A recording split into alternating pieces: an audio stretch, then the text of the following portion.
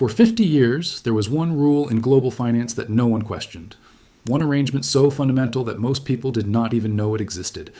One deal that quietly underpinned American power, American prosperity, and the American way of life. That rule was simple. If you want to buy oil anywhere in the world, you pay in dollars, not euros, not yen, not yuan. Dollars. This was not a law of nature. It was a deal. A secret deal. Made in the desert between an American president and a Saudi king in 1974. And for half a century, that deal held. Until now. Most people have never heard the word petrodollar.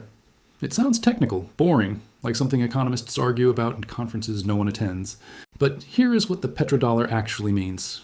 It is the reason the United States can print trillions of dollars without becoming Zimbabwe. It is the reason America can run enormous deficits year after year and still have the world's most trusted currency.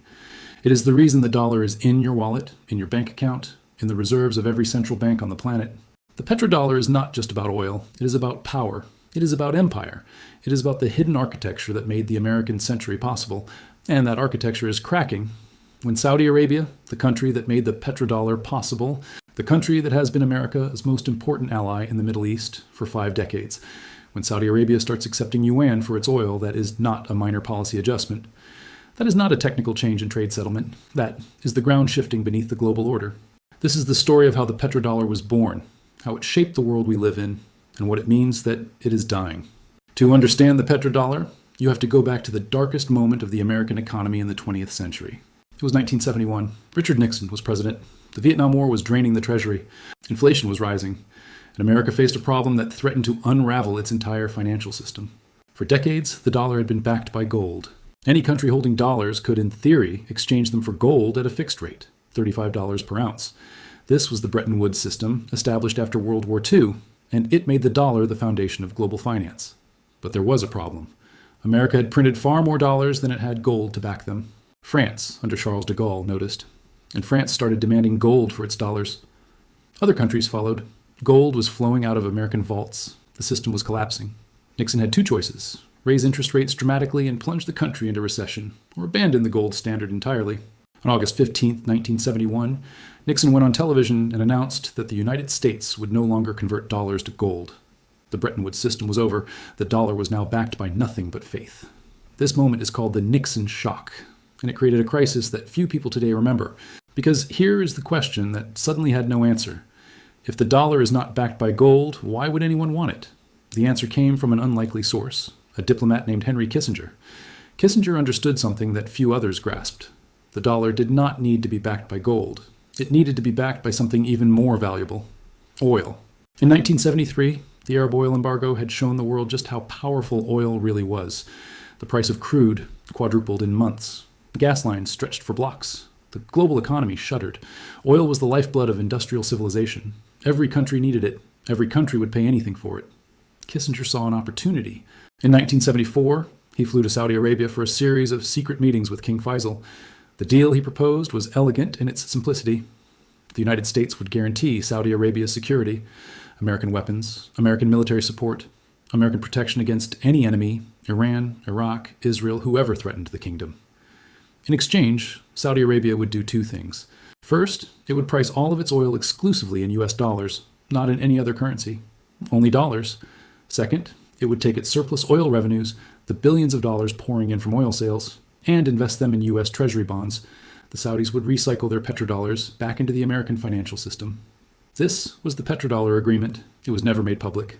There was no treaty, no signed document released to the press, but it was real, and it changed the world. Think about what this deal meant. Saudi Arabia was the world's largest oil exporter. It dominated OPEC. Where the Saudis went, other oil producers followed. Within years, virtually all oil in the world was priced in dollars. If Japan wanted to buy oil from Kuwait, it paid in dollars. If Germany wanted oil from Nigeria, it paid in dollars. If Brazil wanted oil from Venezuela, it paid in dollars. This created something unprecedented: artificial global demand for the US dollar. Every country in the world needed dollars. Not because they wanted American goods, not because they trusted American banks, but because they needed to buy oil. And you could only buy oil with dollars.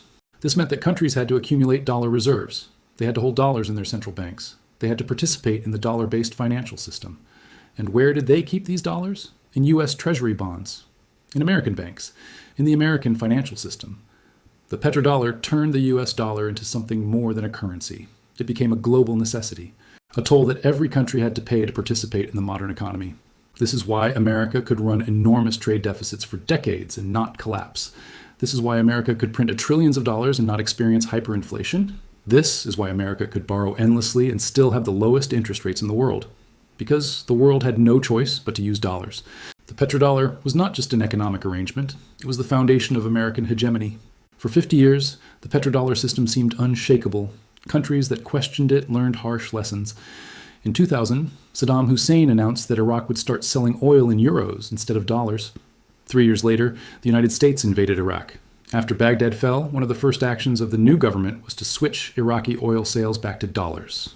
In 2011, Muammar Gaddafi proposed creating a gold-backed African currency, the gold dinar, to replace the dollar in oil transactions across Africa. Within months, NATO intervened in Libya. Gaddafi was killed. The gold dinar died with him. Correlation is not causation. But the message was clear. Challenging the petrodollar was dangerous. Countries noticed. For decades, no major oil producer seriously attempted to move away from dollar pricing, until China decided it was time. China's challenge to the petrodollar did not come as a sudden announcement. It came gradually, systematically, over many years. It started with infrastructure. The Belt and Road Initiative, launched in 2013, created a network of ports, railways, and trade routes connecting China to the rest of the world.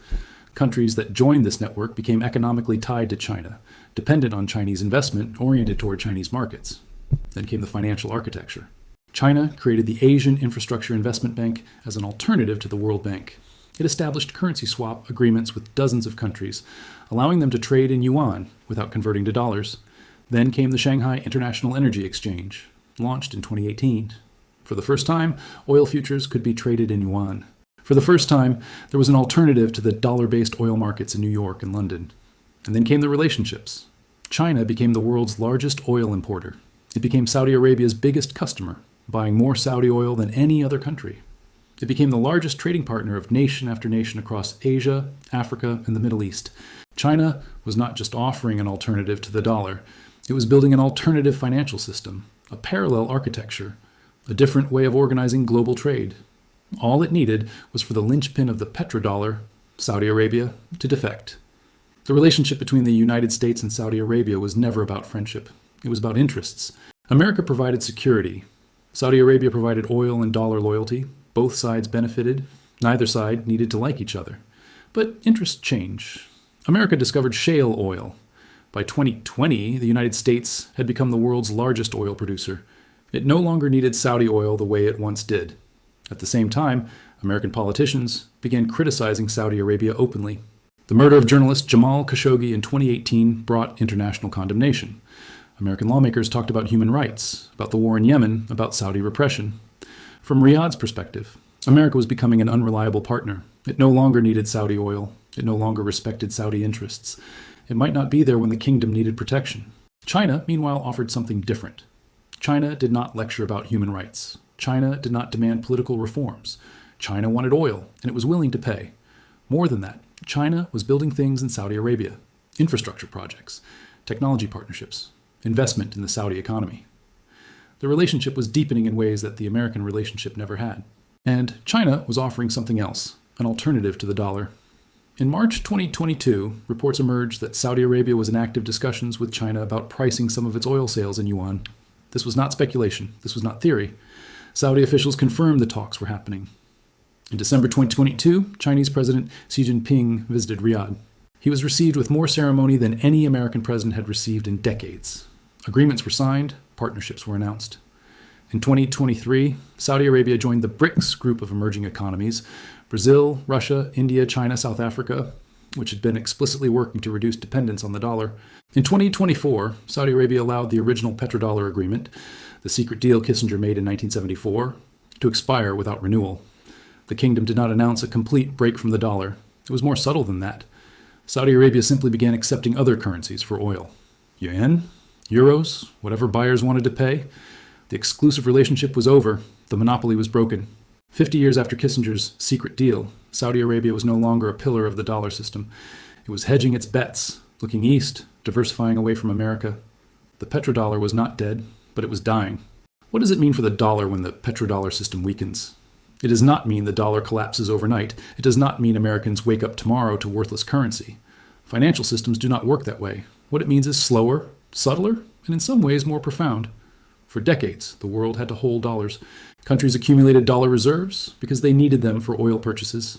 This created constant demand for dollars and for U.S. Treasury bonds. As that demand weakens, several things happen. First, the dollar gradually loses its status as the overwhelming reserve currency. It is still the largest, still the most important, but its share shrinks. In 2000, the dollar made up about 71% of global reserves.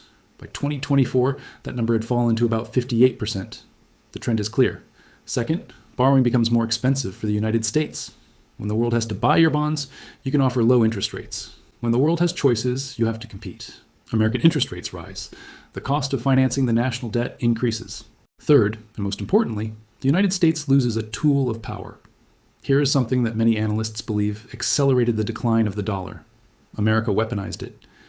After Russia invaded Ukraine in 2022, the United States and its allies froze Russian central bank reserves. Hundreds of billions of dollars held in Western banks became inaccessible to Russia overnight. This was unprecedented. Central bank reserves were supposed to be sacred. They were supposed to be beyond politics. The whole point of holding reserves was safety. Suddenly, countries around the world realized that their dollar reserves were only safe as long as they stayed on America's good side. For countries like China, like Saudi Arabia, like India, like Brazil, countries that might one day find themselves on the wrong side of American policy, this was a wake-up call. If America could freeze Russia's reserves, it could freeze anyone's reserves. The logical response was diversification. Hold less in dollars, develop alternatives, create financial systems that America cannot control. The weaponization of the dollar, intended to punish Russia, may have done more to undermine dollar dominance than decades of Chinese planning. What replaces the petrodollar? The honest answer is, we do not know. We are in uncharted territory. The yuan is not ready to replace the dollar. China has capital controls. Its financial markets are not fully open. The world does not trust the Chinese government the way it trusted, rightly or wrongly, the American system. The euro is fragmented, tied to an economic zone with its own deep problems. No other currency has the depth, the liquidity, the institutional backing to serve as a global reserve. What we are likely to see is not replacement, but fragmentation. A world where different regions use different currencies, where China and its partners trade in yuan, where Europe trades in euros, where the dollar remains important but not dominant. This is a world without a financial center, a world of competing systems, a world where power is diffuse and uncertain. For countries that resented American dominance, this might seem like liberation. For countries that relied on American guaranteed stability, it will feel like chaos. For ordinary Americans, the decline of the petrodollar will not arrive as a single event. It will arrive as a gradual erosion of purchasing power. The unique privilege of printing the world as reserve currency allowed America to consume more than it produced for decades. It allowed Americans to buy cheap goods from abroad while running enormous trade deficits. It allowed the government to borrow almost without limit. As that privilege fades, the bills come due. Imports become more expensive. Inflation becomes harder to control. The government faces harder choices: raise taxes, cut spending, or watch the debt spiral. The standard of living that Americans took for granted, the assumption that the next generation would live better than the last, becomes harder to maintain. This is not apocalypse. Countries survive without reserve currency privilege. But the adjustment is painful, and America has been postponing it for 50 years. The petrodollar was never just about oil. It was about a vision of the world. A world organized around American power. A world where the rules were American rules. A world where the dollar was not just a currency, but a symbol of a certain kind of order. That world is ending.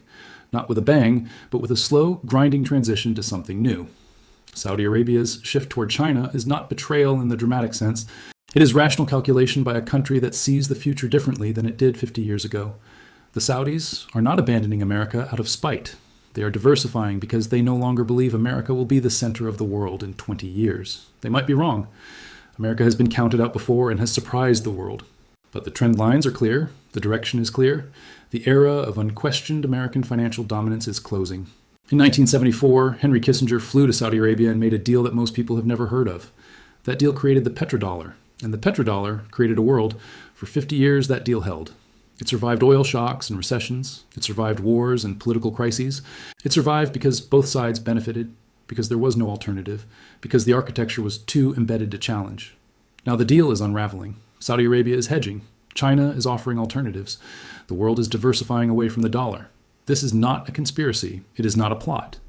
It is the natural evolution of a system that was always based on power, and power shifts. The The petrodollar gave America an extraordinary privilege, the ability to be the center of the global financial system. That privilege funded American consumption, American military power, American influence. As the privilege fades, America will have to compete like other countries. It will have to earn its place rather than assume it. This is not the end of America. It is the end of a particular kind of American advantage.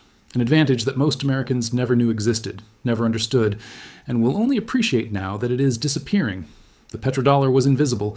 Its absence will be felt.